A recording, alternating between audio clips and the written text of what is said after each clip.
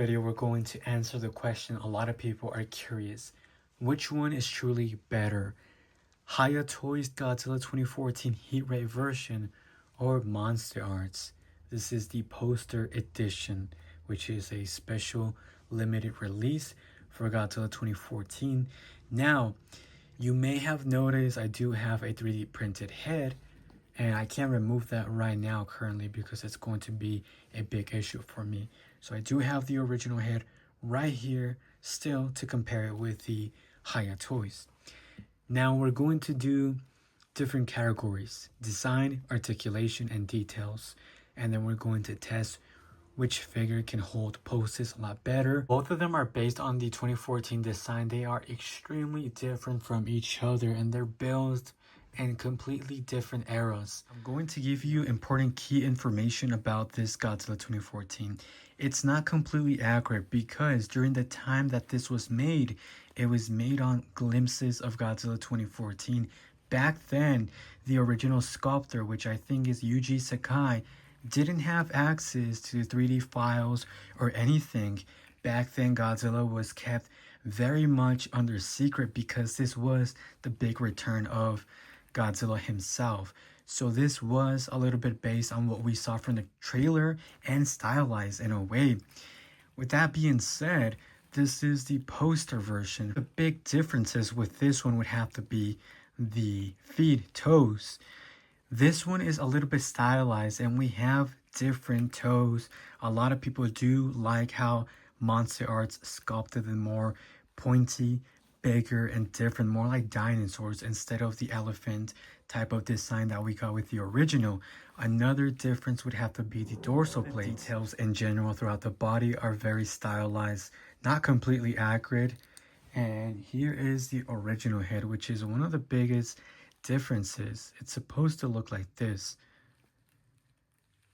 As you can tell, this is very different from the Godzilla that we know today to be 100% accurate. This is a 3D printed head that I printed myself and painted. So that's some information that I wanted to give before we get into the details. Articulation, this is what the legs can do. It has pretty impressive articulation, and this figure can pretty much do a lot of poses. The tail, again, I'm not going to mess with the tail. It is very articulated, but mine has somewhat of an issue with the tail, so I'm not going to force it too much. But if you do have an original 2014, you would know that the tail is very articulated. And another important articulated area would have to be on the back area, the torso. It has very, very incredible articulation because of this system that it utilizes 3 different cuts right here, 1, 2, and 3, to get Godzilla to look downwards, how he did during the movie and battles. And the engineering of hiding the dorsal plate that you see right there is very, very impressive during the time that this was built. And yeah, I mean, the articulation is very great. It was probably one of the most articulated figures during its time.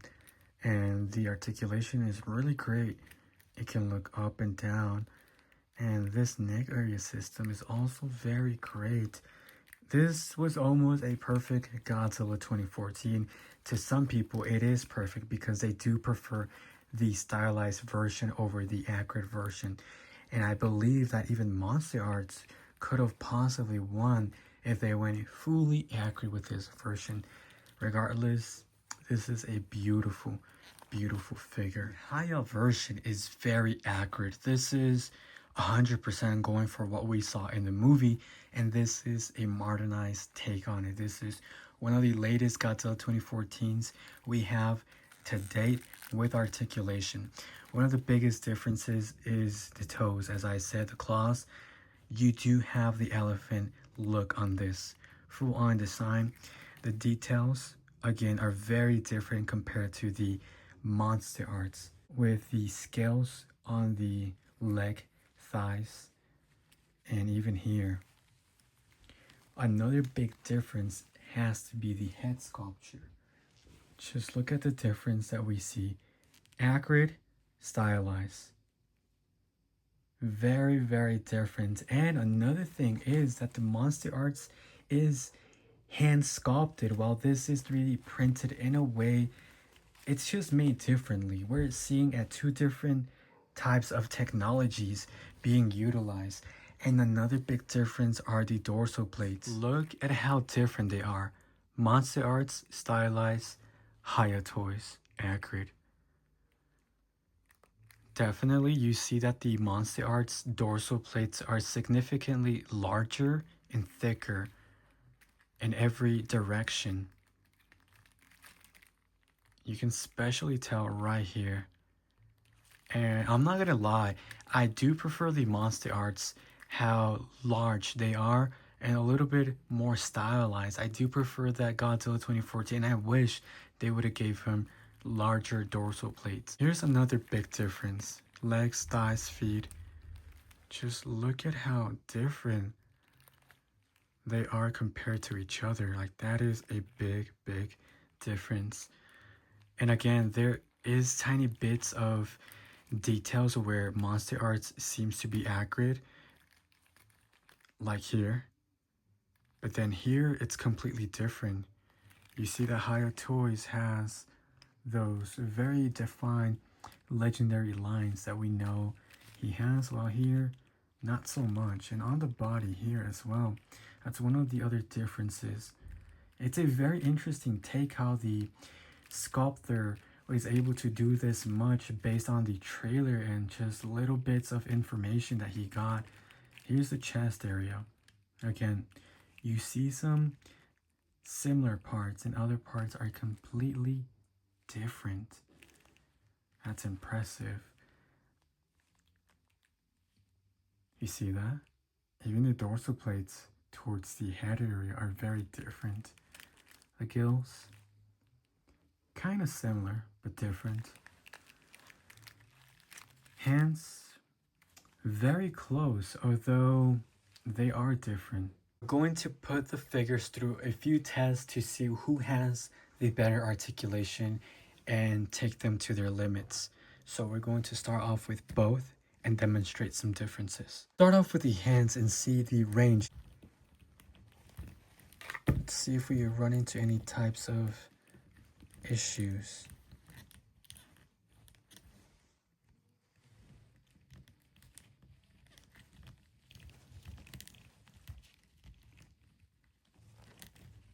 So far, I don't find any issues. It can pretty much do any pose from as far as I can tell. Move on with Hiya Toys.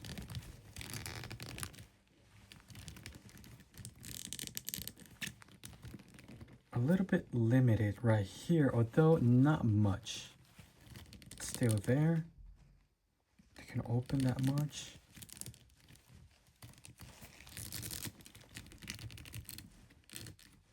Okay.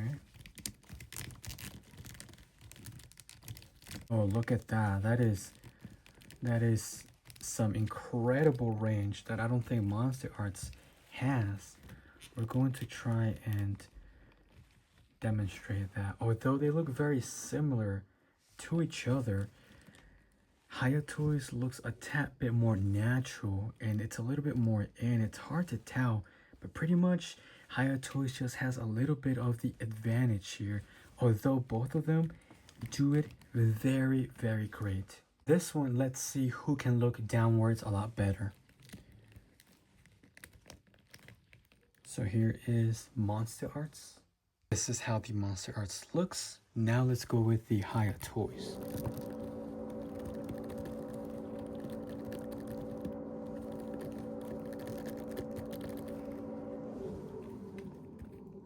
Here it is with a front pose. You can clearly see that although Hiya Toys is very close, MonsterArts just does it naturally better. Looks a lot more nicer. This really does come in handy, honestly. And again, that's because MonsterArts has more points of articulation where Hiya Toys does not have a cut here. Otherwise, it would have been very useful, but MonsterArts wins. Next, who can look up the best?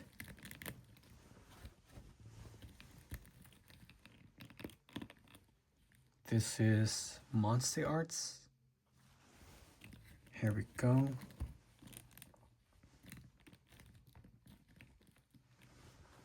That is what we get. Now we're going to try with Hiya toys.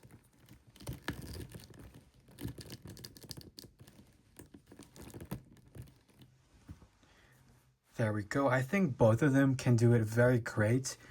And yeah, I mean, they look great, although I would have to give this to MonsterArts just a little bit. Let's do the front angle.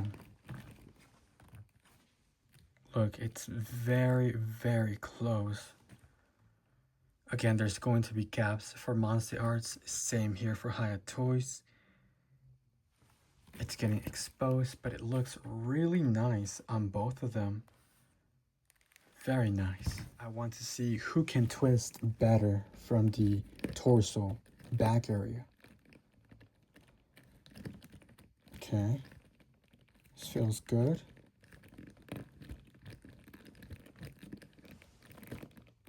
There we go. Very nice articulation.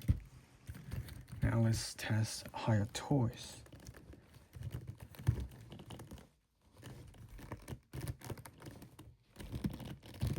Both of them have great articulation there, but there's a big difference. Notice the gap here? Watch this. On the 2014, it looks more natural than it does on the Hiya toys. And obviously on the top area too, with that hidden dorsal plate. So the engineering, even though this is much older, it's still ahead of its time, and it gives you a much more premium quality engineering type versus Hiya toys, which you can see gaps. So if that's gonna bother you, it's a downgrade for sure on this one. The tail articulation, both of them are very similar but different when it comes to the dorsal plates with this sign choice.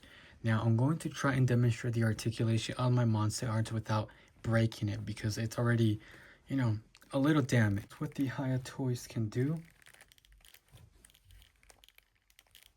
it's very flexible, although the pose does not hold that good sometimes. I mean, gets the job done, but not too impressive, but not the worst when it comes to articulating the tails. So there you go. Gets the job done. With MonsterArts, oh, I'm a little scared here. I don't want to break my figure, but you get the point. It's very articulated, and even more than the Hiya toys, I would say. I just don't want to break mine because this is a limited edition. And again, I have issues with mine right here. I don't want to force it, otherwise I would. But I'm trying to give you an idea of how the articulation sort of works here. When it comes to height, I would say both of them are equally the same. Here it is, right next to each other. We're going to do a front side. You decide, but I think toys might be a little bit taller. But that's because I'm forcing Hiya toys to be a little bit on the taller side of things. Usually, the Hiya toys is meant to be posed like this. That's one of the differences that I see, is that his legs and thighs are built to be in this sort of position where it's hunching over with the legs, or in this position, crossing like this, or locking in. Where MonsterArts really doesn't have that issue or that design choice.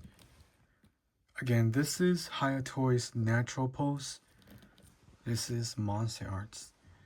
It feels and it looks like Hiya toys is on the hunching side of things. MonsterArts is standing straight and taller from this angle and position. This is how they look. So yes, it is a big difference if you want to view it that way. I'll leave it up to you. And again, posing is very important for your figures.